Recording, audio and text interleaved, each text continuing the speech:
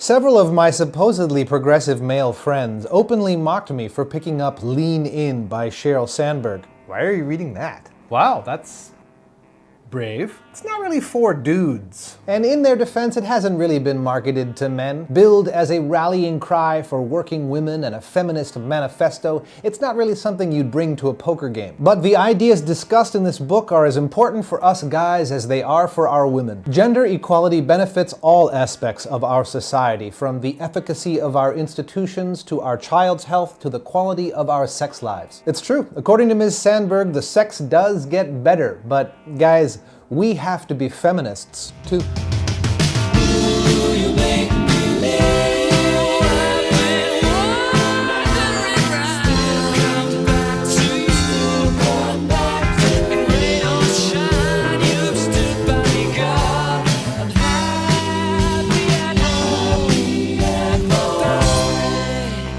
Lean In, Women, Work, and the Will to Lead by Sheryl Sandberg is written like the perfect business plan. Personal, factual, and persuasive, it makes the case for an increase in female leaders of corporations and institutions. The top business schools in the country, she points out, have equal numbers of female and male graduates, but only 28 of the Fortune 500 have women as their CEO. And it's not, she writes, because of corporate culture or employment law. She argues that all the legal and structural barriers that used to keep women from the top jobs have been removed. It's no longer, in her opinion, the old boys network that's in the way.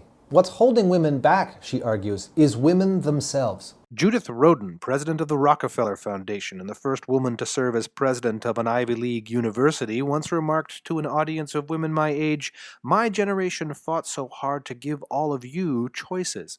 We believe in choices. But choosing to leave the workplace was not the choice we thought so many of you would make." Sheryl Sandberg is a business superstar. First with the Treasury Department under Larry Summers, then with Google in its early days, and now as Chief Operating Officer at Facebook. But her uniquely rocket-propelled career is important in the context of this book only insofar as she has managed to have one, and at the same time have a family. She has been able to balance marriage, pregnancy, childbirth, and the challenges of child rearing, all while running two of the most successful companies of our generation. And as you might expect, it hasn't been easy. In fact, she admits to making many mistakes along the way. But it is the openness with which she discusses these mistakes and the rigor with which she studies her own self-defeating attitudes that make her argument so compelling. You can tell why she's been so successful. She has that powerful mixture of honesty and discipline, which makes a great leader. I am fine applying the word powerful to other women. The more the better.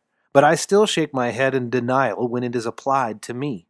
The nagging voice in the back of my head reminds me, as it did in business school, don't flaunt your success, or even let people know about your success.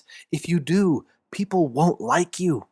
I thoroughly enjoyed this book. It's well written, readable, and packed with information. I was fascinated to learn how negatively women react to ambition in other women, or how much more important likability is to female workplace success. And of course, I welcome the discussion of shared domestic responsibility between the sexes. I don't mind doing the dishes, especially if it helps me get laid. All I would ask is that in her next book, Ms. Sandberg studies sexuality with the same rigor she studied childcare. I think she will find that sexual politics in the home, namely where the wallet meets the bedroom, is where some of the biggest challenges to gender equality still remain.